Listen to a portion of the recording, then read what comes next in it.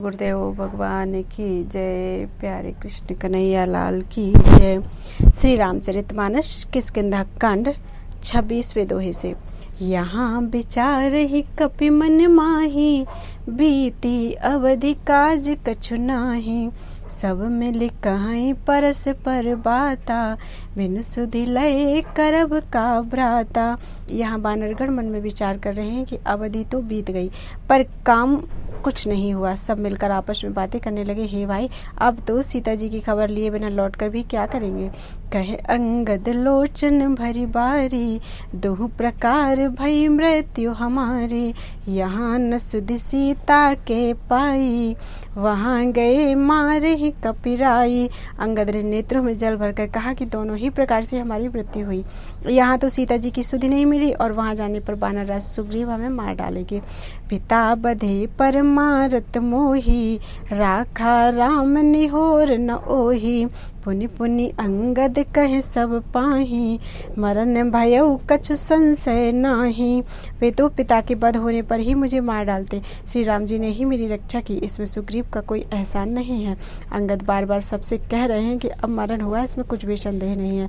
अंगद वचन सुनत कपि बीरा, बोल न सकहि नयन बह नीरा। क्षण एक सोच मगन हुई रहे, पुनि अस वचन कहत सब भय। वानर वीर अंगद के वचन सुनते हैं किंतु कुछ बोल नहीं सकते, उनके नेत्रों से जल बह रहा है। एक क्षण के लिए सब सोच में मगन हो गए, फिर सब ऐसा वचन कहने लगे। हम सीता के सुधि लीन्हे बिना, नहीं जय हैं जुबराज प्रवीणा। अस कही लवन सिंधु तट जाई, बैठे कपि सब दर्भ डसाई। हे सुयोग युवराज, हम लोग सीता जी की खोज किए बिना नहीं लौटेंगे। ऐसा कहकर लवण सागर के तट पर जाकर सब वानर कुश बिछाकर बैठ गए। जामवंत अंगद दुख देखी, कही कथा उपदेश विसेखी।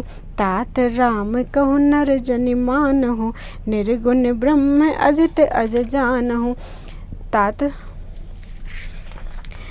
जामवान ने अंगद का दुख देखकर विशेष उपदेश की कथाएं कहीं। वे बोले, हे तात, श्री राम जी को मनुष्य न जानो, उन्हें निर्गुण ब्रह्म अजेय और अजन्मा समझो। हम सब सेवक अति बड़ भागी, संतत सगुन ब्रह्म अनुरागी। हम सब सेवक अत्यंत बड़भागी हैं जो निरंतर सगुण ब्रह्म यानी श्री राम जी में प्रीति रखते हैं। निज इच्छा प्रभु अवतरई, सुर महि गो द्विज लागी। सगुण उपासक संग तह, रहहि मोक्ष सब त्यागी।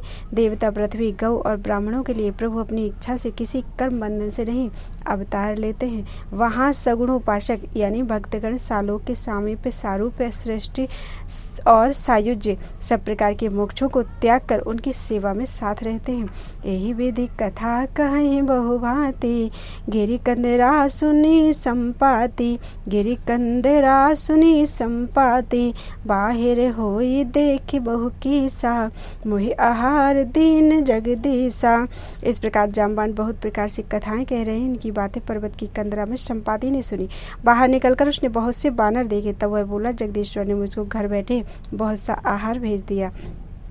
आज सब ही कहाँ भक्षण करऊं, दिन बहु चले आहार बिनु मरऊं। कबहु न मिले भरे उदर आहारा, आज दीन विधिये कही बारा। आज इन सबको खा जाऊंगा, बहुत दिन बीत गए, भोजन के बिना मर रहा था। पेट भर भोजन कभी नहीं मिलता, आज विधाता ने एक ही बार में बहुत सा भोजन दे दिया। डर पे गीध बचन सुनि काना, अब भा मरन सत्य हम जाना। कभी सब उठे गीध कहाँ देखी, जामवंत मन सोच विसेखी। गीध के वचन कानों से सुनते ही सब डर गए, अब सचमुच ही मरना हो गया, यह हमने जान लिया। फिर उस गीध संपाति को देखकर सब वानर उठ खड़े हुए। जाम्बवान के मन में विशेष सोच हुआ। कहे अंगद विचार मन माही, धन्य जटायु सम को नाही। राम काज कारण तनु त्यागी, हरिपुर गयो परम बड़ भागी। अंगद ने मन में विचार कर कहा, आहा, जटायु के समान धन्य कोई नहीं है। श्री राम जी के कार्य के लिए शरीर छोड़कर वह परम बड़भागी भगवान के परम धाम को चला गया। सुनि खग हर्ष शोक जुत बानी, आवा निकट कपिन भय मानी। ते नहीं अभय करी पूछे सी जाई, कथा सकल तिन ताहि सुनाई। हर्ष और शोक से युक्त वाणी यानी समाचार सुनकर वह पक्षी संपाति वानरों के पास आया। वानर डर गए। उनको अभय करके अभय वचन देकर उसने पास जाकर जटायु का वृत्तांत पूछा। तब उन्होंने सारी कथा उसे कह सुनाई। सुन संपाति बंधु कै करनी, रघुपति महिमा बहुविधि बरनी। भाई जटायु की करनी सुनकर संपाति ने बहुत प्रकार से श्री रघुनाथ जी की महिमा वर्णन की। मोहि लय जाहु सिंधु तट, देऊं तिलांजलि ताहि। बचन सहाय करबि मैं, पैहूं खोजऊ जाहि। उसने कहा, मुझे समुद्र के किनारे ले चलो, मैं जटायु को तिलांजलि दे दूं। इस सेवा के बदले में तुम्हारी वचन से सहायता करूंगा, अर्थात सीता जी कहाँ हैं सो बतला दूंगा। जिसे तुम खोज रहे हो उसे ही पा जाओगे। अनुज क्रिया कर सागर तीरा, कही निज कथा सुनहु कपिबीरा। हम दो बंधु प्रथम तरुणाई, गगन गए रवि निकट उड़ाई। समुद्र के तीर पर छोटे भाई जटायु की क्रिया श्राद्ध करके संपाति अपनी कथा कहने लगा। हे वीर वानरों सुनो, हम दोनों भाई उठती जवानी में एक बार आकाश में उड़कर सूर्य के निकट चले गए। तेज न सही सक सो फिर आवा, मैं अभिमानी रवि नियरावा। जा रे पंख अति तेज अपारा, परे भूमि करी घोर चिकारा। वह जटायु तेज नहीं सह सका, इससे लौट आया, किंतु मैं अभिमानी था इसलिए सूर्य के पास चला गया। अत्यंत अपार तेज से मेरे पंख जल गए। मैं बड़े जोर से चीख मारकर जमीन पर गिर पड़ा। मुनि एक नाम चंद्रमा ओहि, लागी दया देखी कर मोहि। बहु प्रकार ते ही ज्ञान सुनावा, देह जनित अभिमान छड़ावा। वहाँ चंद्रमा नाम के एक मुनि थे। मुझे देखकर उन्हें बड़ी दया लगी। उन्होंने बहुत प्रकार से मुझे ज्ञान सुनाया और मेरे देह जनित अभिमान को छुड़ा दिया। त्रेता ब्रह्म मनुज तनु धरहि, तासु नारि निश्चर पति हरहि। तासु खोज पठहि प्रभु दूता, ते नहीं मिले ते होव पुनीता। उन्होंने कहा, त्रेता युग में साक्षात परब्रह्म मनुष्य शरीर धारण करेंगे। उनकी स्त्री को राक्षसों का राजा हर ले जाएगा। उनकी खोज में प्रभु दूत भेजेंगे। उनसे मिलने पर तू पवित्र हो जाएगा। जमे हई पंख करसि जन चिंता, ते नहीं दिखाई देह सुते सीता। मुनि कई गिरा सत्य भैयाजू, सुनि मम बचन करहु प्रभु काजू। और तेरे पंख उग आएंगे, चिंता न कर, उन्हें तू सीता जी को दिखा देना। मुनि की यह वाणी आज सत्य हुई। अब मेरे वचन सुनकर तुम प्रभु का कार्य करो। गिरि त्रिकूट ऊपर बस लंका, तहाँ रह रावण सहज अशंका। तहाँ अशोक उपवन जहाँ रही, सीता बैठी सोच रथ आई। त्रिकूट पर्वत पर लंका बसी हुई है। वहाँ स्वभाव से ही निडर रावण रहता है। वहाँ अशोक नाम का उपवन है जहाँ सीता जी रहती हैं। इस समय भी वे सोच में मगन बैठी हैं। मैं देखूं तुम नाही, गीधहि दृष्टि अपार। बूढ़ भयो नथ करतेऊ, कछुक सहाय तुम्हार। मैं उन्हें देख रहा हूँ, तुम नहीं देख सकते, क्योंकि गीध की दृष्टि अपार है, बहुत दूर तक जाती है। क्या करूँ, मैं बूढ़ा हो गया, नहीं तो कुछ सहायता अवश्य करता। जो ना गई सत सोजन सागर, करें सो राम काज मति आगर। मोहि बिलो की धरहु मन धीरा, राम कृपा कस भयउ शरीरा।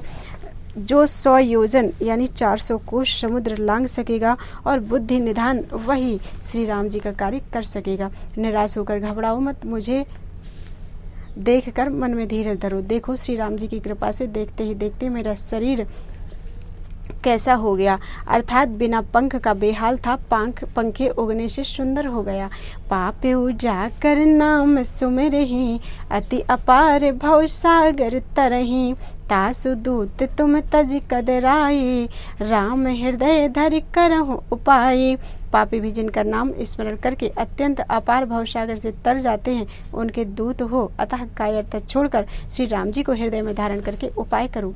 अस कही गरुण गीध जब गयऊ, तिनके मन अति विस्मय भयऊ। निज निज बल सब काहू भाखा, पार जाई पर संशय राखा। कागभूषण जी कहते हैं, हे गरुड़ जी, इस प्रकार कहकर जब गिद्ध चला गया तब उन वानरों के मन में अत्यंत विस्मय हुआ। सब किसी ने अपना अपना बल कहा, पर समुद्र के पार जाने में सभी ने संदेह प्रकट किया। जड़ठ भयऊ अब कहाई छेसा, नहीं तन रहा प्रथम बल्लेशा।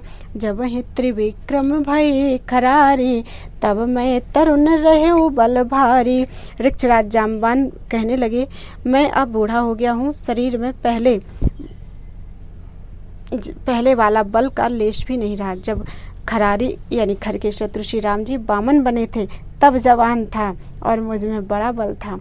बलि बांधत प्रभु बाढ़ेऊ, सो तनु बरनु न जाई। उभय घरी महदीन ही, सात प्रदक्षिण धाई। बलि के बांधते समय प्रभु इतने बड़े हैं कि उस शरीर का वर्णन नहीं हो सकता, किंतु मैंने 2 ही घड़ी में दौड़कर उस शरीर की 7 प्रदक्षिणाएं कर ली थी। अंगद कहीं जाऊँ मैं पारा, जिय संशय कछु फिरती बारा। जाम बंत कह तुम सब लायक, पठाए किम सब ही कर नायक। अंगद ने कहा, मैं पार तो चला जाऊंगा, परंतु लौटते समय के लिए हृदय में कुछ संदेह है। जाम्बान ने कहा, तुम सब प्रकार से योग्य हो, परंतु तुम सबके नेत्र हो, तुम्हें कैसे भेजा जाए।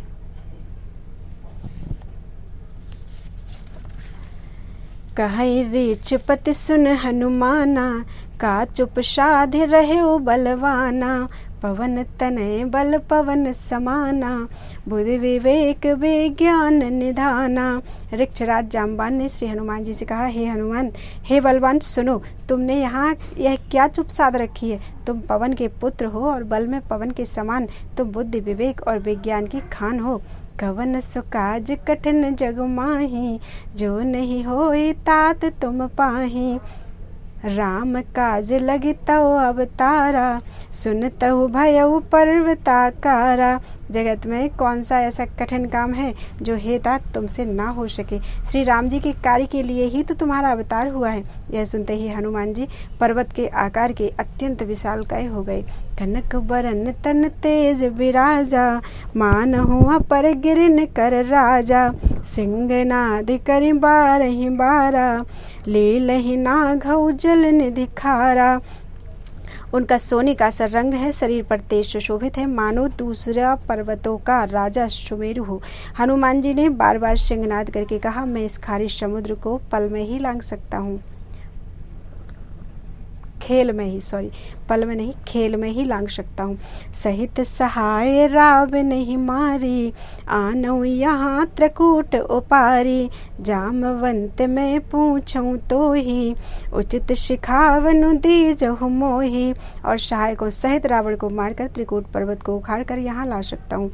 हे जाम्बवान, मैं तुमसे पूछता हूँ, तुम मुझे उचित सीख देना कि मुझे क्या करना चाहिए। इतना करहु तात तुम जाई, सीत ही देखी कहूँ शुद्धि आई। तब निज भुजबल राजीव नैना, कौतुक लाग संग कपिसेना। जाम्बवान ने कहा, हे तात, तुम जाकर इतना ही करो कि सीता जी को देखकर लौट आओ और उनकी खबर कह दो। फिर कमल नयन श्री राम जी अपने बाहुबल से ही राक्षसों का संहार कर सीता जी को ले आएंगे। केवल खेल के लिए ही वे वानरों की सेना साथ लेंगे। कपिसेन संग संहार निश्चर, राम सीत ही आने हैं।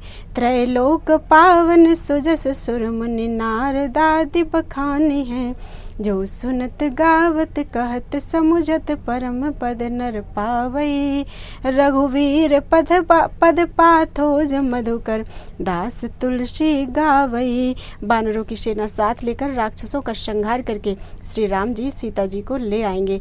तब देवता और नारद आदि मुनि भगवान के तीनों लोगों को पवित्र करने वाले सुंदर यश का बखान करेंगे, जिसे सुनने, गाने, कहने और समझने से मनुष्य परम पद पाते हैं और जिसे श्री रघुवीर जी के चरण कमल का मधुकर अर्थात भ्रमर तुलसीदास गाता है। भव भी सज रघुनाथ जसु, सुनहि जे नर अरु नारी। तिन कर सकल मनोरथ, सिद्ध करहि त्रिशिरारी। श्री रघुवीर का यश भव यानी जन्म मरण रूपी रोग की अचूक दवा है। जो पुरुष और स्त्री इसे सुनेंगे, त्रिशिरा के शत्रु श्री राम जी उनके सब मनोरथों को सिद्ध करेंगे। नीलोत्पल तन श्याम, काम कोटि शोभा अधिक, सुनियता सुगुण ग्राम, जासु नाम अघ खग अधिक। जिनका नीले कमल के समान श्याम शरीर है, जिनकी शोभा करोड़ों कामदेवों से भी अधिक है, और जिनका नाम पाप रूपी पक्षियों के मारने के लिए बधिक है, बधिक के समान है, उन श्री राम के गुण समूह यानी लीला को अवश्य सुनना चाहिए। कलयुग के इति श्रीमद् रामचरितमानसे सकल कलिकलुष विध्वंसने चतुर्थ सोपान समाप्ता। कलयुग के समस्त पापों के नाश करने वाले श्री रामचरितमानस का यह चौथा सोपान यानी किष्किंधा कांड पूरा हुआ। और एक संदेश है हमारा छोटा सा कि सुंदरकांड तो हम पहले से ही डाल चुके हैं अर्थ सहित, इसलिए हम सुंदरकांड नहीं डालेंगे। सुंदरकांड पहले से पड़ा हुआ है, लिस्ट में डाल देंगे।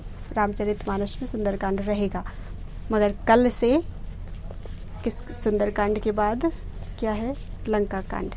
कल से लंका कांड प्रारंभ करेंगे। बोलो वृंदावन बिहारी लाल की जय।